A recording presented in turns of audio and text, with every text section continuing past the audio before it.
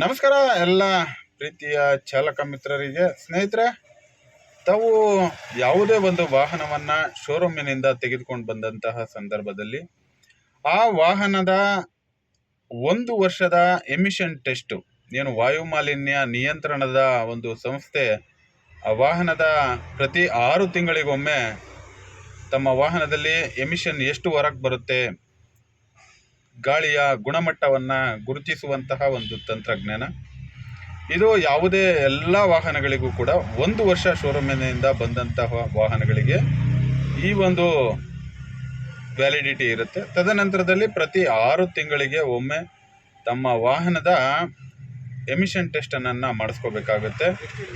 ಜೊತೆಗೆ ನಾವು ಎಮಿಷನ್ ಟೆಸ್ಟನ್ನು ಮಾಡಿ ದುಡ್ಡು ಏನು ಸರ್ಕಾರಗಳಿಗೆ ಅದನ್ನು ತೆರಿಗೆ ರೂಪದಲ್ಲಿ ಕಟ್ತೀವಿ, ಅಷ್ಟು ಮಾತ್ರ ನಮ್ಮ ಕೆಲಸ. ಮುಂದೆ ಆ ದುಡ್ಡನ್ನು ಹೇಗೆ ಬಳಕೆ ಮಾಡಬೇಕು ಅನ್ನೋದು ಸರ್ಕಾರಗಳಿಗೆ ಮತ್ತು ಇಲಾಖೆಗಳಿಗೆ ಮಾತ್ರ ಸೀಮಿತವಾದಂತಹ ವಿಚಾರ. ಧನ್ಯವಾದ.